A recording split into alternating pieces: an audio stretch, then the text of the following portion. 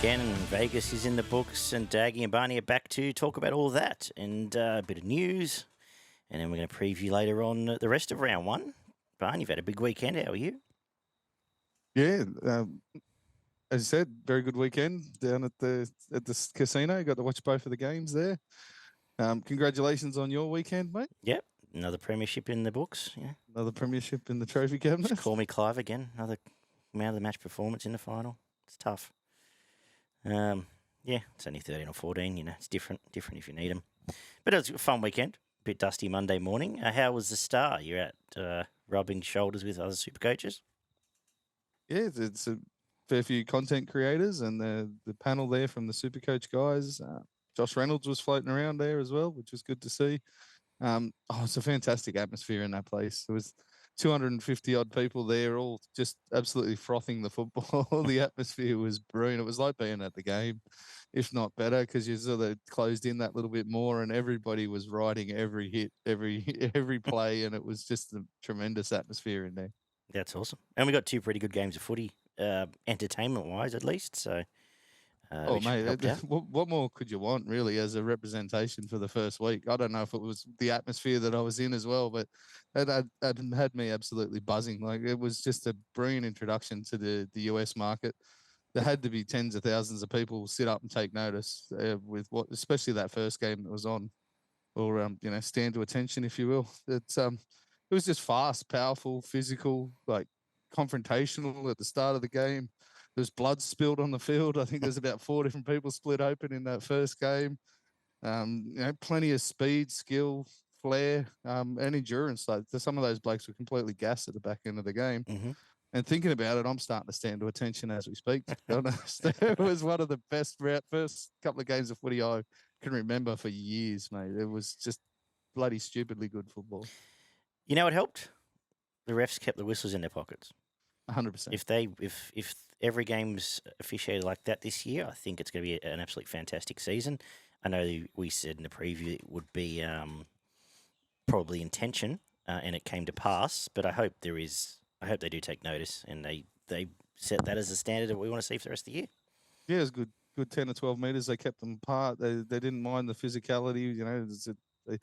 They still did try to sort of keep the headshots out of it, but the players played their part as well. They were pretty well disciplined for big parts of both of the games, to be honest, even though the tempers got a bit frayed at times. So probably more so in the second game, I would yeah. suggest, which was probably the more physical of the two. But yeah, fantastic advertisement, as you said. What do you make of the whole? Did they show all the pre-show? What do you make of the whole package coming out of Vegas? Yeah, the Aussie guys that sang the anthem would probably want their time over again. I don't think that was the best anthem I've ever heard in my life. But on the other hand, the American bloke absolutely killed it. Golden voice or whatever they call him. He was fantastic doing the American anthem.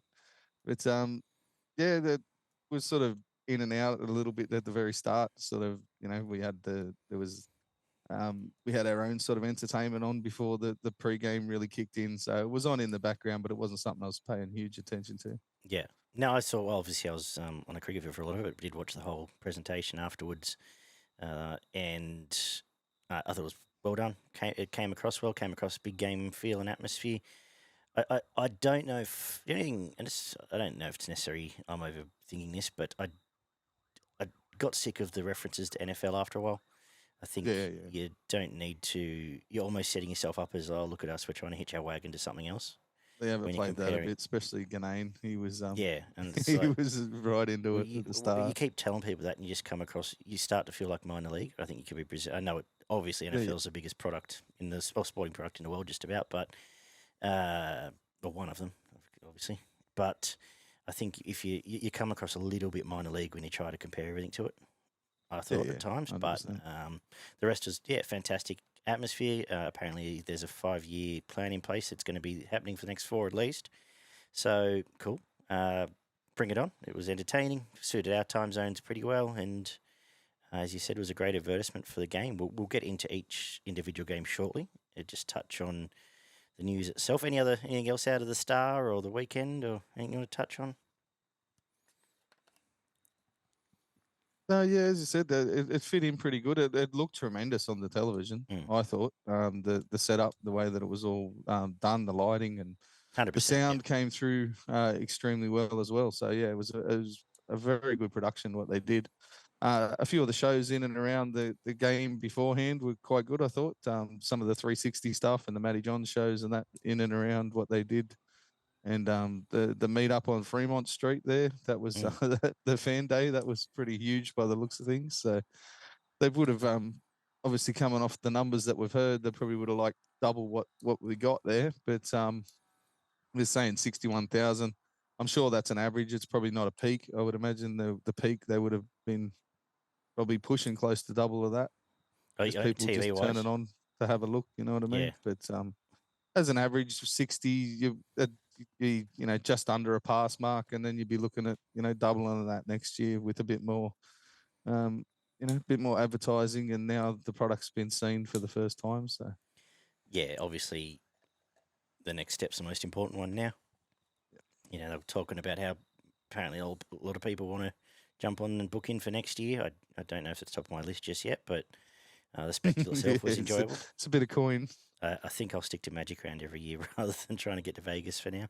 The good thing about it is, and even with Magic Round, anytime they have those sort of weekends or events, there's always a pretty good atmosphere. There's never too much.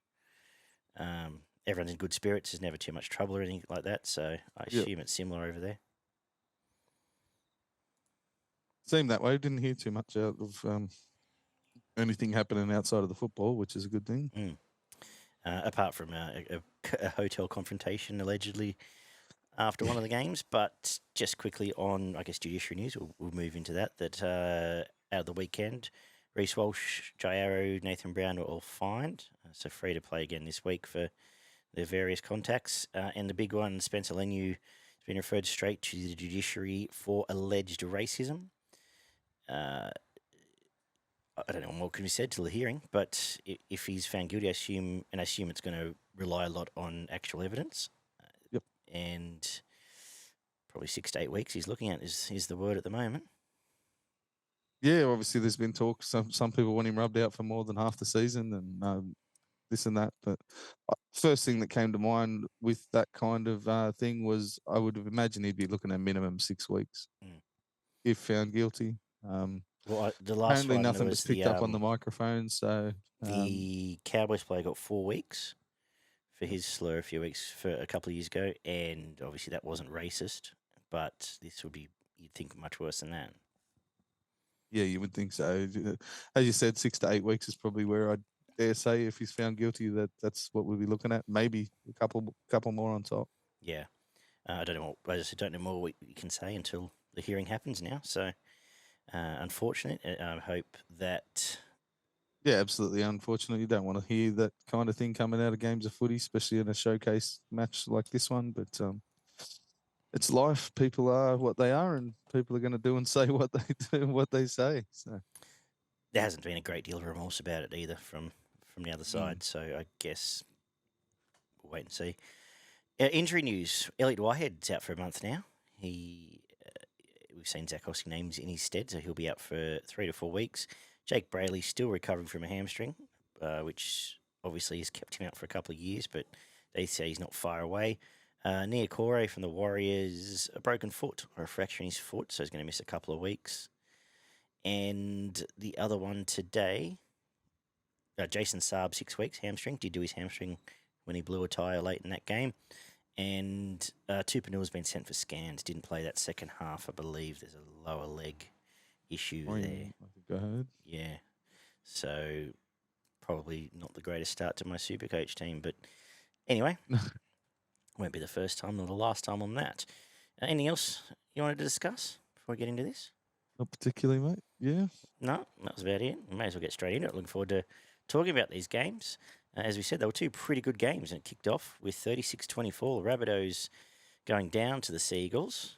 And what are you doing this year, Barn stats? Yes, mate, absolutely. So what do we got? Round 0.25, I'd imagine? Something like that. About a quarter of the way through the first round.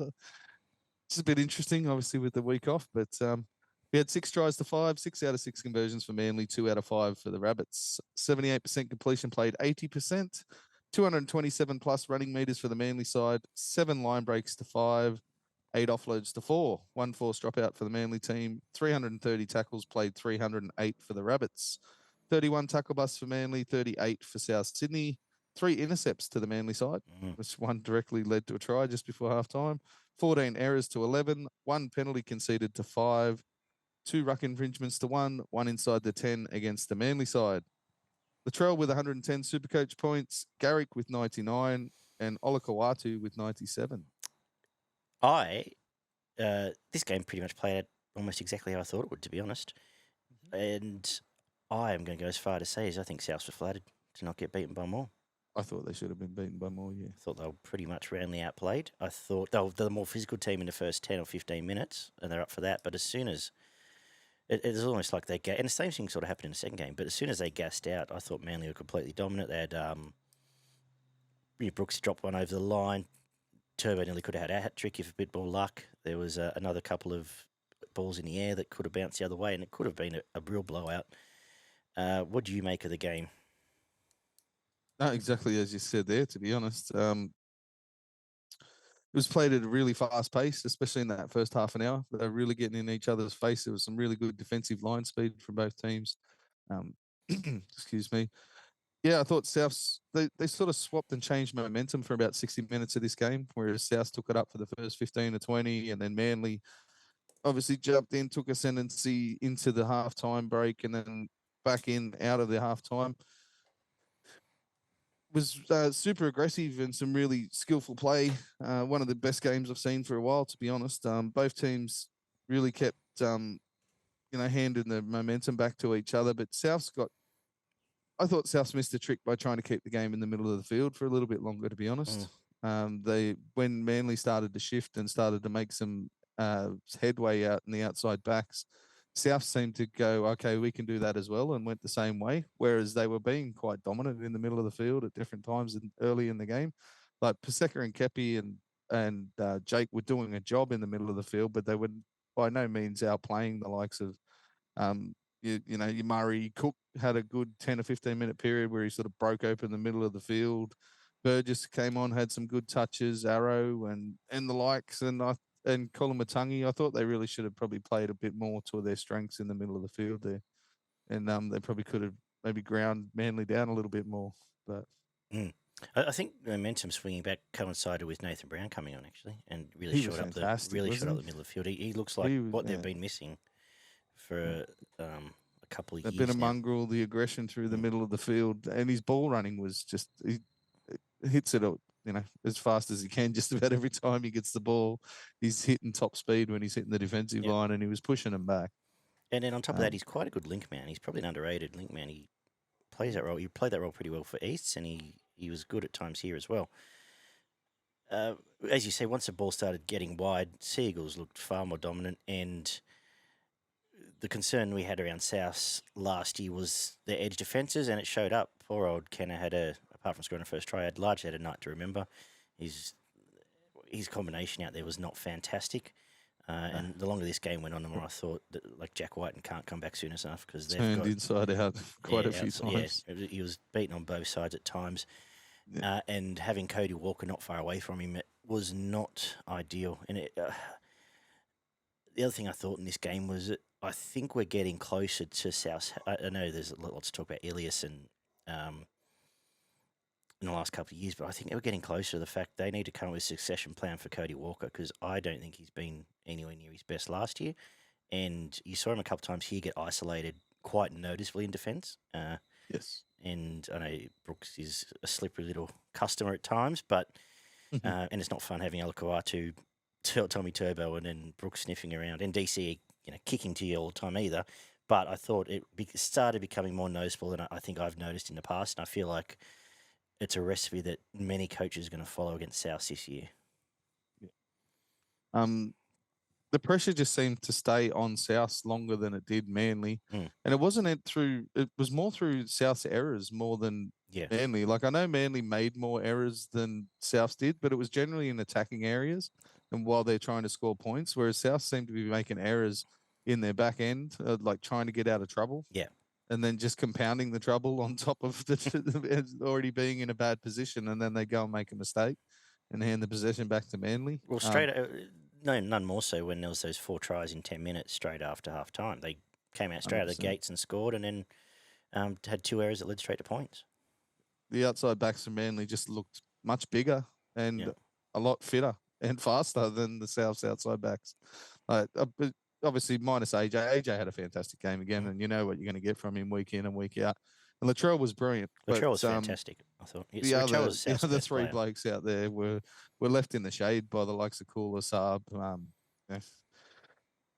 Olakau'atu. Brooks looked very dangerous at times. Him and Trebojevic was as busy as I've ever seen. They were really trying to strike up a combination there, and were swinging together a lot of the time. So that's some good signs for the Manly's attack going through the rest of the year if they can keep those two out there. And I together. thought there was a nice. No one overplayed their hand. I thought it was a nice balance. Correct. When they're Yeah. attacking. As you said, Brooks and Turbo linked up very, very well, but never really overplayed their hand.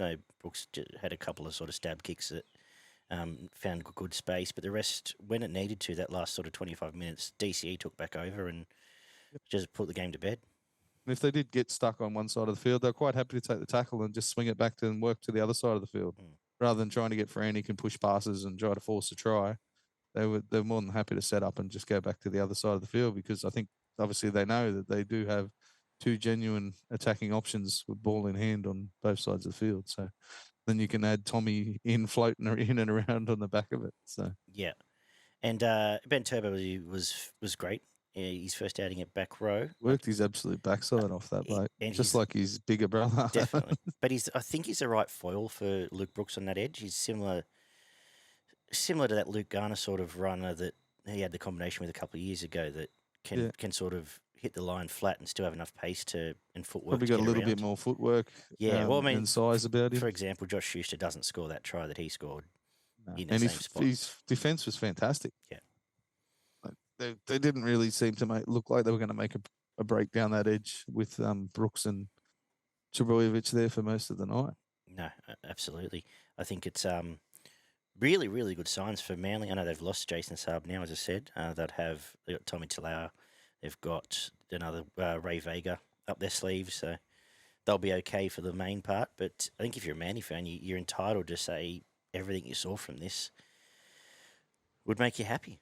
Yeah, don't go buy grand final tickets, but you could probably maybe start sniffing around some semi-final tickets. Oh yeah, this looked like they should be much closer to the 8 than what they were last year. And they weren't far away last year. No, that's right. And I think there's only one team you can take out of this, like I said, because I think a bit of luck. Seagulls put 50 on here. Yeah, well, there's Tommy dropped one over the line, Brooks dropped one over the line, so there's 10 or 12 points there, and that's getting you pretty damn close to 50. Plus, as you mentioned, there was 2 or 3 other opportunities that the bounce of the ball didn't go their way. So, don't get me wrong, Souths are strong enough through the middle of the field and should remain competitive against a lot of teams, being able to control that middle against some of the other teams in the competition. I just thought they went away from it a little bit early. Their halves are still very clunky. As you mentioned, Ilias and Walker didn't really seem to pull the right rein at all at any time during the night. But Latrell was the one who made up for that. He had some fantastic touches of the football. He was physical. He ran over Jake about 3 times, I think. Just sat him on his ass and ran straight at him. And you could add another 4 or 5 players to that, where his whole idea was to be very, very physical early in the game. That flat cutout ball to the winger to score in the second half was one of the best passes of the weekend. He could have thrown the normal sort of loopy cutout there, and the bloke probably gets jammed in the corner, but he's fired it across flat and hard, and the winger goes in to score there. Probably could have had 1 or 2 more involvements on the opposite side of the field. He sort of seemed a little bit stuck on one side of the field more so than the other. Obviously the left edge with Cody didn't go sniffing on the right that often, and once or twice he did. He caused a few problems. Would have liked to see him maybe pop up once or twice more, but he was close to the best player on the field, Latrell. I'd agree with that. Well, he was clearly South's best, and then you're looking at who you're comparing from Manly, I guess. 100%. If you are a South fan, as said, he's is it panic stations? You want to get in the season first. You think Whiten shores up one of the edges, no doubt. Yeah, you give him a month, and Whiten comes back and obviously strengthens up that right hand edge. I would imagine. I know he's playing on the left. I don't know. He's on the left. Whatever, Yeah, he's on whatever the left. side he's going to be playing on, he'll stiffen up that defense. And if you had Whiten and Campbell Graham, it's different gravy. But yes, 100%. We don't. The halves, did look a little bit rusty, but if you can get the likes of like the guys that were very good for them were Murray, Kepi, Keon, and Tom Burgess, all over 100 meters in the middle of the field. If they can stick to that sort of formula for an hour of most games with Cook sniffing in and around, and because realistically they only need 3 or 4 decent shots and they can score 3 or 4 tries. You know what I mean? So this game 36-24 could have been, as you mentioned, 50-10, but they took a couple of shots there that worked and they got them, within 12 points. So I think against probably half of the competition, that performance gets them close to a win. They just don't feel like they have an elite kicking game. Is the other thing. That's true. There's not. Yeah, they just don't. There's some examples I come up with, but it's just that's going to be. I think this halves combination is going to be questioned sooner rather than later, given the other pieces that they've got on the board now. They've, as you said, shored up their middle. Latrell looks fit and has started strong. Sometimes he works into a season. He was fit and raring to go. You can't knock his effort by any means. Coming out of trouble. So especially with that kicking game. And then the old standard Murray Cook combination for a good 20 minutes there as well. So there's the right pieces, but I just have concerns about where they're headed. As I have, there's a few holes there. Yeah, especially defensively. Anything else from this game you want to talk about? Oh, we may as well give some of the Manly blokes a wrap. I think. Jake and Ben, as I said, both worked 81 tackles between 2 players. Not a bad effort. I think it was 35 for one and 46 or something for the other. That's if you're making a tackle every 30, every minute, every minute and a half that you're out there, it's going pretty well. I thought Aloye was decent as their prop, as their big man, their dominant man in the middle. You mentioned Brown, how good he was when he came on with the ball in hand. And Hamoli Olakawatu was scary good. Yes. Although his touches he probably could have had a few more touches than he did, but most of the time he touched the ball, he was either dragging players with him or running into holes, and they were just trying to scramble to bring him down. Looked fantastic, Hamoli. He did have a great little involvement. Did what he does. Good little kicking game, getting around the field. Brooks chimed in with some decent running and passing to bring players onto the ball. They played a bit flat on that left hand edge. I would have liked to see him play a fraction deeper. Might have helped Brooks out a little bit. They did sort of run into each other once or twice. He's quite a flat player. And then true. And then occasionally there was that one where they had him stripped and he threw that ball out the back and the winger wasn't with him. Too far in front. Yeah, he was. They did blame Brooks for that, but that winger should have been 2 steps. He should have been. Forward. It actually, he was way it actually too far probably back, should have been a try. Another one. He probably still should have seen where he was and adjusted his pass as well. Yeah, but it is what it is. Garrick was pretty good. 20 tackles for a centre. Yep. And he ended up with some really good super coach points. His kicking's fantastic, and he'll finish if you put him in the right position. Very physical, as he always is. You forget how strong he is at times. Yeah, Sub was fantastic. Looked like he was primed to the minute, and obviously maybe a little bit over primed with the hamstring going on him at the last minute, but he looked super fast at the start of this game. So. Yeah. I think across the board you give Manly ticks. I think it was just a great outing for him. As I said, Garrick and Cooler worked really hard as well. They did that sort of winger job, but even though they were both playing centre, they were coming in and taking those scoots and working hard through the middle of the field. And we know Paulo and Saab aren't necessarily the strongest for that. So the fact they've got allies now definitely helps. They found the two guys that were happy to do it. And having Tommy back obviously helps as well. Cooler looked a little bit bigger this year, so he did, yeah. A little bit more ready for impact. Yeah. And it was actually a good weekend. All 4 superstar fullbacks probably lived up to their billing across both games. I'd say. Pretty close to it, yeah. Yeah. Daggy M. So if it's your first time, Tommy was probably the most disappointing out of the 4, to be honest, and he still played pretty bloody well. I wouldn't call it a disappointing game, but it wasn't the absolute. No, but there was 3 or 4 touches there that could have been the difference between a hat trick and no tries, which is what he ended It'll up on. come. Like, can we just? I think you'll just be happy to get Oh, through the first 100%, it'll first come. 6 weeks with his legs attached, and Yeah. then it'll start happening. If you're going to rank them 1 to 4, yeah, I guess maybe you'd say that in terms of fullbacks. As I was Just there saying, was those 3 or 4 opportunities he had to score, and normally probably Jags at least 2 of them, and it yeah, just wasn't his day. and one was held up by Latrell, who, Yeah, fair enough, it was a very know, good tackle. so that will happen as well. Yeah, as I was about to say, Daggy M Award. So we do our own 3-2-1s based off our opinions because everyone likes to complain about the Dally M's. So we'll do our own. It's a tricky game to do, though. Who do you line up? I had a Molly as 3. Okay. I just thought that he was a wrecking ball on that right edge and broke open the game at some critical points.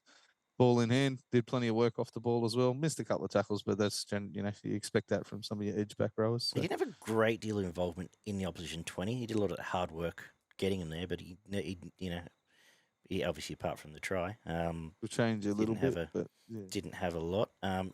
Latrell 2, someone else 1. DC Brooks. Who did I give the 1 to? It's written down here. I had 3 of them actually. I was going to throw to you and see what you thought. I had DCE, Brooks, or Ben Trebojevic. Good question. I probably had Ben was my first thought, and then I went Brooks and DCE as a backup. But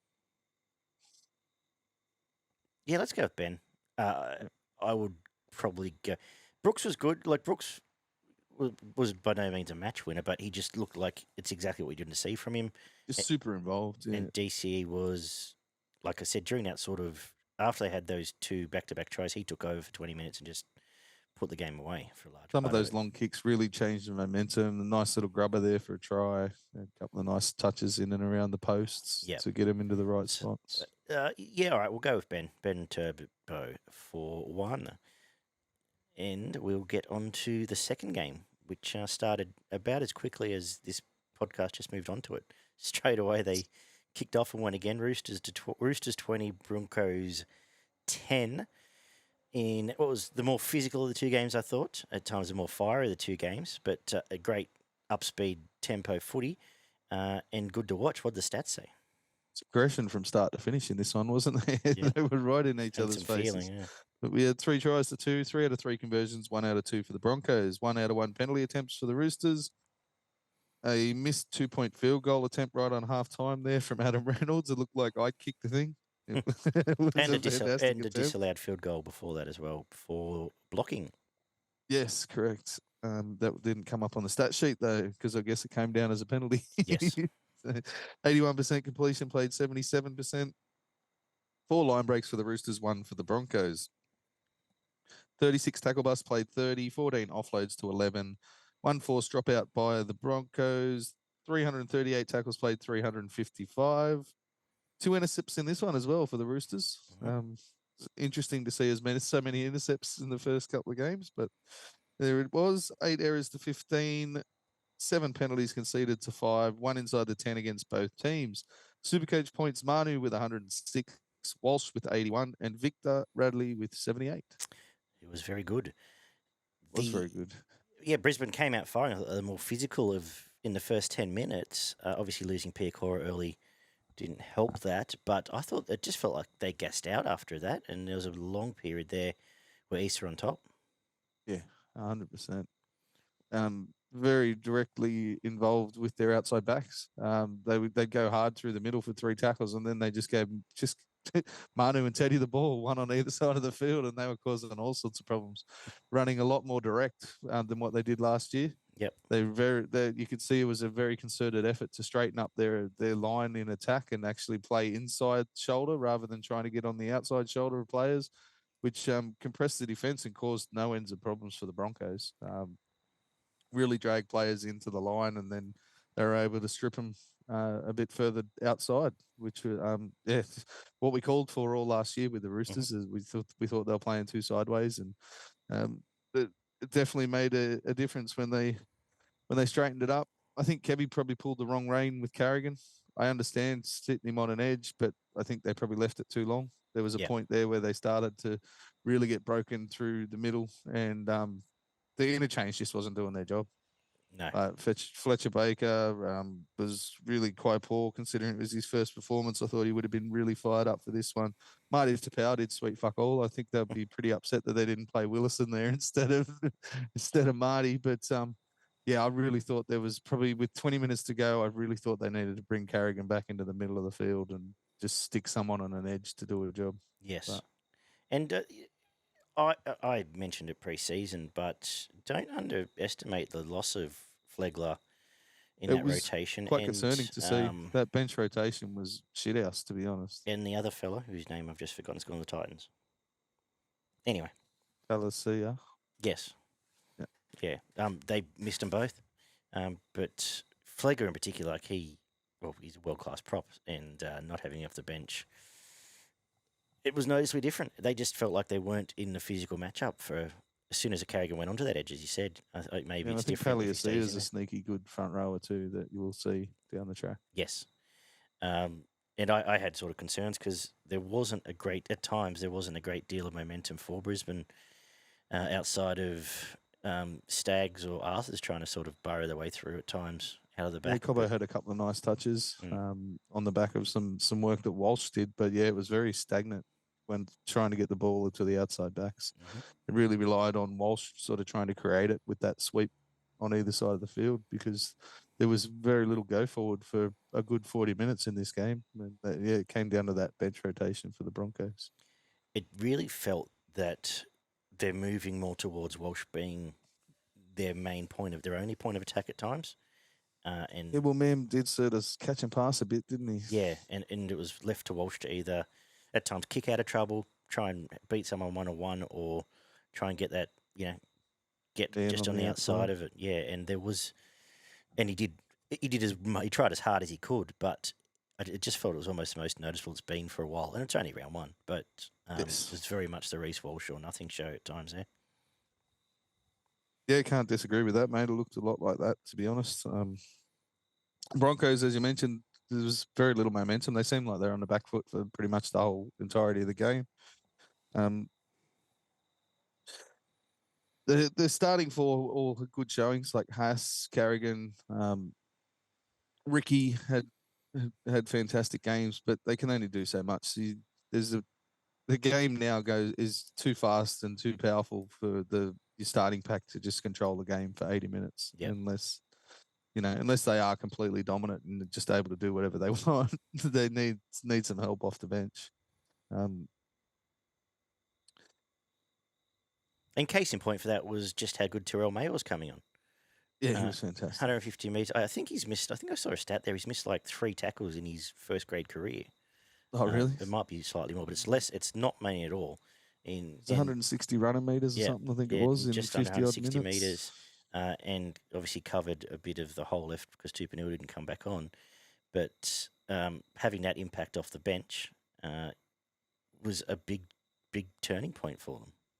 Yeah, and they created a pretty good platform. Like it was, both teams did really well out of their back end with the centers and wingers jumping in and doing plenty of work. Like both sides back five did heaps of work to get them out of trouble with the dummy half scoops, getting them up the field. But as you said, the platforms were night and day between what the Roosters were putting out through the middle of the field. They knew was fiery to start and had some really good ball carries. But the likes of Terrell May when he came on, Wong, Butcher, Collins was fantastic again in the middle of the field. He's just ascended into that top 10 sort of spot, I think, now for the props. And I can't see him leaving that sort of top 10 front row position for quite some time. He was fantastic again. And led the tackle count. And some important ones too. A couple of really nice cover tackles. Good cover tackles and pulled out. Got a big motor for a massive bloke. Yeah, he's just one of those blokes that's always there when there's a loose ball. Mm-hmm. When there's something going on, his arm usually comes out at the right time and snaffles it in as well. Grabs a collar or a pair of shorts. And yeah, they set a great platform. You mentioned directness. Brandon Smith played much more direct. Had a couple. I thought he actually ran more than listed here 40 metres, but I felt like he ran more than that. There was a couple of nice darts. The scary thing is I don't think they played their best football, the Roosters. There was lots of times Teddy did his little Teddy trick and got lost in a corner. There was lots of times the halves still weren't on the same page. And there was a couple of plays just for, it was probably 10 minutes before half time, and it was just like the same plays we saw from last year where Walker would go for a grub, it would ricochet, then he'd get it back, then he'd try a rainbow ball, and then it would rebound off someone else and flick it, and all of a sudden the ball's getting flung into touch when there's a bit of, what's the word, frantic.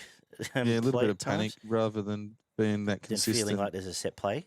Yeah, And it 100%. felt like there was still that in the game. And I think if they get that right, or if they had got that right here, there would have been more points. Because a lot of, well, let's be honest, really, half their points came from Joey Manu. Well, more than half. Yep. He was incredible, Joey Manu. Almost performance of the weekend. Outstanding, dangerous every time he touched the ball. I think it probably was, to be honest. Just the consistency in it. Just every time he touched the ball, something was going on. I was kicking myself because I did just go and sponge for him in Supercoach and decided not to at the last minute. But again, not the last time that'll happen. Amazing one-on-one, amazing individual effort to get that flick pass out to Palga. And then the other points came just from the classic old Teddy through the line. Was it off the back of the scrum base? Yep. Yeah, and so they're all still individual plays, and I think if their spine can actually click, which is what we've been saying for 18 months now, it becomes much more scary than what we're even seeing yet. Yeah, just a feel. I don't think they get along the best, to be honest. The 6 and 7. No, really. Just a few things I see on the field and the way they sort of interact with each other. I think there might be a little bit of animosity there, but if they can sort that out and get it flowing, yeah, they can absolutely destroy some teams going forward. You got to remember they were up against one of the better teams from last season. Yeah, and that's true as well. Yeah, the Broncos weren't at their worst, so yeah, you can see them absolutely dismantling some teams during the year. Yeah, the Roosters. Victor was good. We haven't mentioned him. I thought fantastic. He was brilliant. His Aggressive. usual couple of hits. Nam sat him on his ass a couple of times, though. Yes, there's a couple of nice defensive shots from Ezra. And nothing silly, so that's always good. Yes, 100%. I thought, yeah, everyone did their job. I'm just looking through the rest of these stats. Anyone else you want to wrap? No, yeah, I mentioned most of them. Collins, Wong, Butcher, they were fantastic. May was close to one of the best on the field when he got out there. You mentioned Radley. I thought Cheese was good in some of his selective passing, and as you said, it seemed like he did run more than what he was credited for on the stats. He definitely did get the forwards going very direct through the middle there. Manu was brilliant. Arthurs was good for the Broncos, and Cobbo did a decent job. Had some nice touches, but yeah, it was as you said, it was all down to Reece Walsh. Basically, everything that was creative out of that Brisbane team came from Reece Walsh. So. And I know that's been the case for a year, but it felt more noticeable that Ezra and at times Reynolds were just taking back seats or happy to do so. Or... Yeah, you normally do see him. It probably play into the line a little bit more, looking for a bit of support, but they were very happy to let Walsh sweep around the back and take the ball. So. Yeah. Anything else out of this game? Covered everything there? Not really. Got through that pretty well. It was, but we're probably underplaying how good a game of football it was. If you want an enjoyable 80 minutes of rugby league, you could do worse than going back and watching this one if you haven't. So. Semi-final type of football, definitely. Yeah, absolutely grit and grind through the middle of the field. Some superb individual touches. Just probably didn't flow as much as the other two, but that comes back to the defence of both teams, really. Yes. Obviously, these two teams probably defended better than what Manly and South did. So, yeah, no, that's a fair call too. I think, both these teams would have beat South as well. So, we're going to find out next week because Brisbane are playing South. Is it surely not panic stations for Brisbane? But are you concerned at all? Definitely not. That forward rotation, if it goes on for more than a couple of weeks, it becomes a big concern. I was just looking at the line. I thought those guys that came on were actually quite poor to take up those spots in the forward pack. So that's something I'd be looking at. I was just looking at their draw because immediately, whether that's Willison coming in, which I think is probably something that will have to happen, but it seemed very stale, that bench rotation. Particularly if you're going to play two hookers, I suppose. You probably need to make a choice at some point if you look towards a bigger one in the form of Moser. But their draw, they've got Rabbitohs next week, then Penrith, Cowboys, Storm, Dolphins, Raiders, Tigers. So it's actually not a bad draw. all things considered. So they'll have time to get everything back up and going again. And yeah, like I said, Roosters. Still be challenged for that first month by the looks of it. So. Yes. Roosters have more upside in my opinion. I think they've got improvement in them once they click, and obviously once they get Billy Smith back out there as well, who's another tackle breaking, offloading centre. It's going to provide another weapon out there. So Joey Manu, 3 points. I thought that was pretty clear cut. Where'd you go next? Actually gave Radley the 2. Okay. I thought his work through the middle really laid that platform, him and Collins, to get them on the front foot and put them in the positions that they needed to be. And then I had either Walsh or Teddy. Walsh probably just shading Teddy for the 1 point. I thought Walsh just shaded Teddy, but Teddy was great. And I would, if we're not going to give him a point, honorary mention it to Terrell May, just for the reason he did change the game 100%. And was so impactful off the bench. I'll give it to Reece Walsh, 1 point. And what do we do now? We've got a salute and slap and a pot plan, I suppose. Or do you want to save it for the end of next? I reckon we at least save the pot plan. The pot plan. See a whole round. The rest of the round. Well, obviously, I'd be slapping Fletcher Baker. I thought that he would be much more up for this game than what he was. Didn't provide a lot in that 35 minutes. Coming back against his old team and getting a start, in this Broncos 17. Him and Marty Tapau really slapping both. They added very little. And my salute to Joey Manu. I thought he was the best player of the weekend. Yes, he easily was. You stolen mine. I'm going to slap. I don't think there's any place for racism in the game. So should that be found guilty, we'll hold it over to ears. But slap there. And I'm going to just say the South Halves. I think that the clock is now ticking for them to get their shit together. So we'll do that. I'll find a different salute. I'm just going to salute Peter V'landys. He's probably been saluted enough. But the actual intention to go and do what he's done, take it over there and come off with what we'd call a success is ambitious. And he's kicked a goal. So hopefully there's more growth next year. Hopefully there's success. I don't know, what necessarily means long-term for the game or anything, but as a spectacle, cool. Something else cool, and well done. Absolutely. Anything else we talk about here? No, that's about it. It's another event for the calendar for the NRL, and exactly. Another 5 years. It should be brilliant. Exactly right. That'll wrap up our review show. We will get to...